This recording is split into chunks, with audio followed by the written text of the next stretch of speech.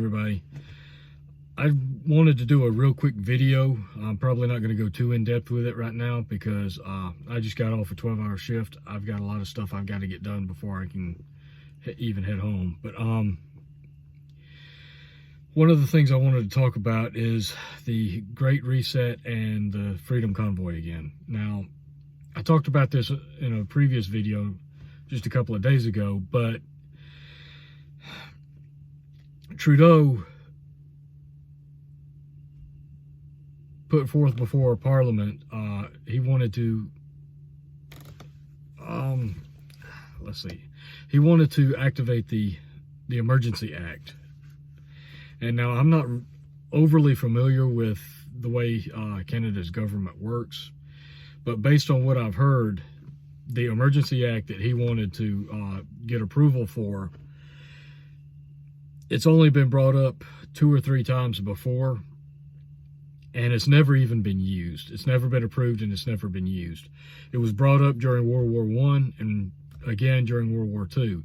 It wasn't even brought up during the first part of the COVID pandemic. But he brought it up as a response to the Freedom Convoy. Now, I've heard that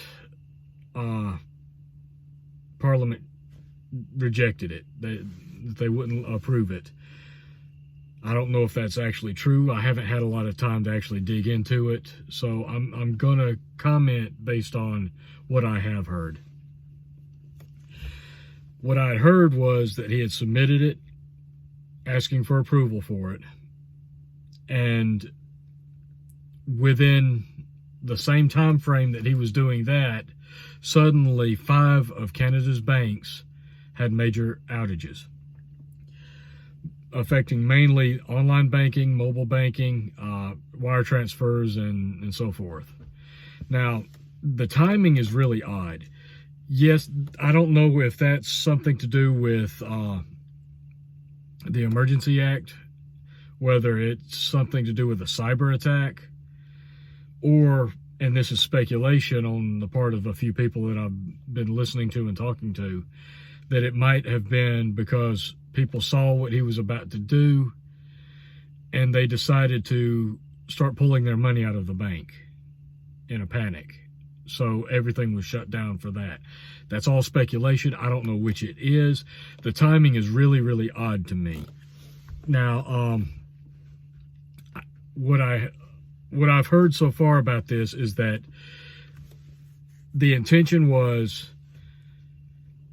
Trudeau wanted to freeze all the finances and all the banking activity of anybody involved with the convoy. Now, this is not just the people there on the ground in the trucks, but also the people donating money to them. And the wording of the document, from what I can understand, also could be used to freeze the accounts of people that went up there just to bring food or gas, or people that were closely related to the individuals involved in that. Now, it's not just to freeze their accounts, but there was mention of the banks stopping all business with those people permanently. Not just for the time being, but a permanent, we're no longer allowing you to do business. You can't access your money. You can't have an account here. You can't use your debit cards or whatever. This would prevent people from paying bills, buying groceries, paying medical expenses. And not just, like I said, not just the people involved directly in the Freedom Convoy, but the people that were also supporting them or very closely related to them. So this is what I was referring to in my last video on the Great Reset.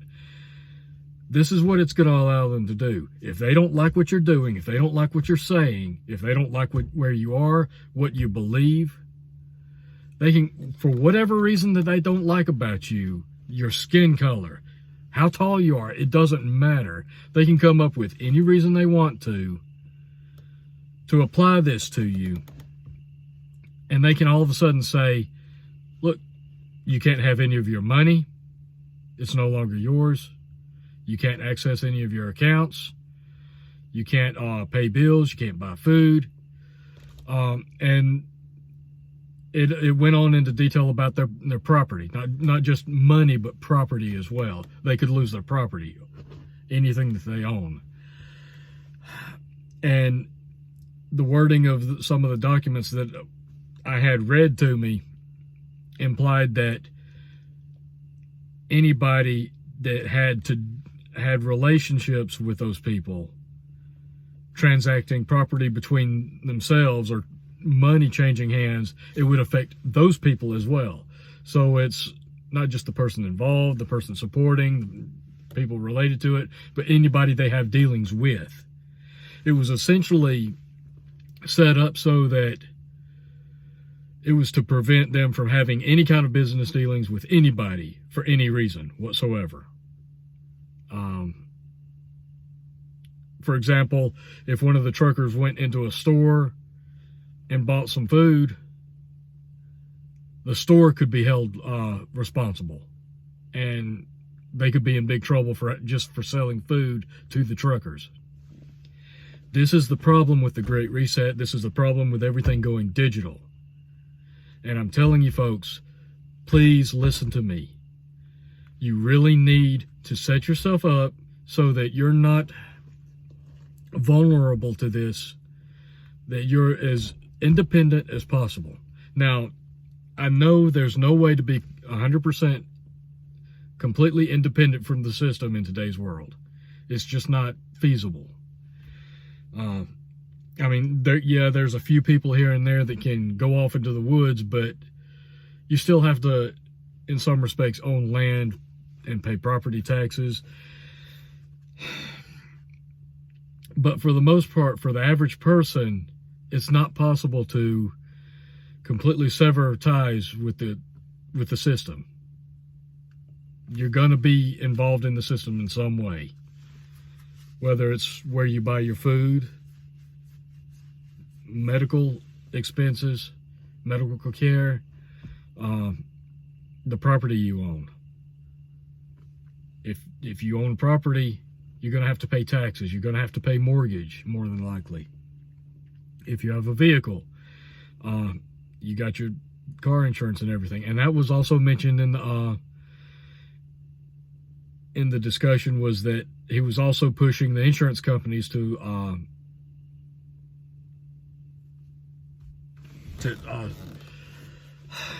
let's see, how do I want to say this? He was pushing the insurance companies to cancel all the policies on all the trucks and vehicles involved in the protest. I'm sorry, guys. I'm a little tired. It's been a long day. But this is exactly why I did that last video and why I thought it was so important to get on here and do this one. We really need to make ourselves as independent as possible. We can't be completely free of anything that they can do.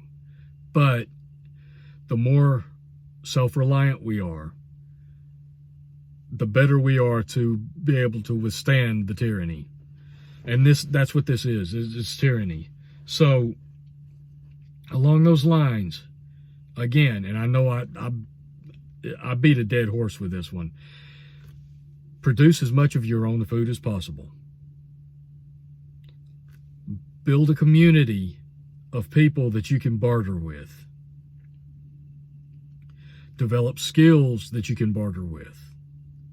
If you don't have something to trade for something else, maybe you have a skill, something you can do, something you know how to do, that you can trade that skill for what you need. This is a reason why it's really important to stack gold, silver, or anything like that that can be used as an alternative currency. Now, I know the majority of preppers really don't like gold and silver, because their go-to argument is, oh, you can't eat it.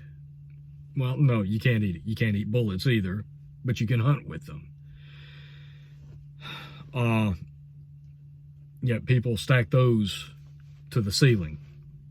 The purpose of gold and silver is to be a store of wealth.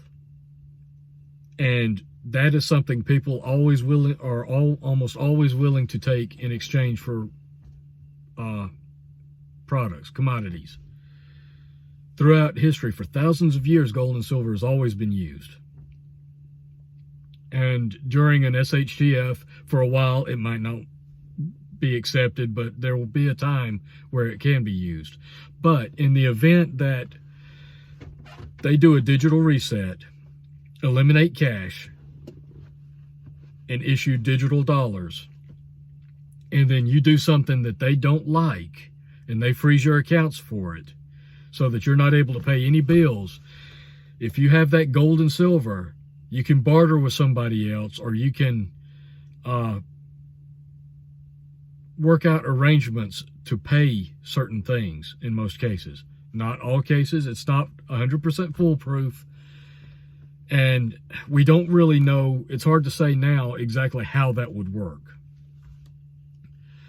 We won't really know until the time comes. But it gives you that option. It gives you a flexibility of, hey, I have this that's worth X amount of money. Will you take this in exchange for what I owe you? That's the beauty of gold and silver. So, again, produce as much food as you possibly can. Build a community of people that you can barter with. Stack gold and silver. This gold, silver rounds, 90% silver, what they call junk silver, anything like that that can be used for an alternative currency.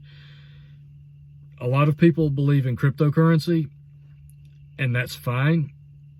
But according to what I heard, Canada was also putting a freeze on that. They were preventing people from transferring that Bitcoin back into dollars. So there's that issue. So these are things that you need to be looking at and be preparing for. This stuff is coming, and it's coming faster than you think. And they are going to use it to put you in a stranglehold and control you as much as possible. It is vitally important that you do everything in your power to make their control to make their attempts at control as futile as possible. Again, it would be near impossible for you to get yourself into a position where whatever they do won't affect you in any way whatsoever. It will affect you to some degree no matter what you do. But you have to take these steps to try to safeguard your lifestyle, your living. Once again, produce food, build a community, develop skills that you can barter with, stack gold and silver, pay off debt as fast as you possibly can. That's one I almost forgot to mention. If you have any kind of debt, pay it down as fast as you possibly can. Debt will be used to control you. And the less debt you have, the easier it will be for you to circumvent all of these control actions that they're trying to take. All right, guys, that's all I've got for right now. It's been a long day. I've got to get going. I appreciate you guys watching. Like, share, subscribe if you haven't. I really need those likes if you can do it, guys. I hate to ask for those, but this is a small channel. I'm starting out basically from nothing, and every one of those likes will help me, and I appreciate it if you do that. Take care of yourselves, guys. I'll catch you later.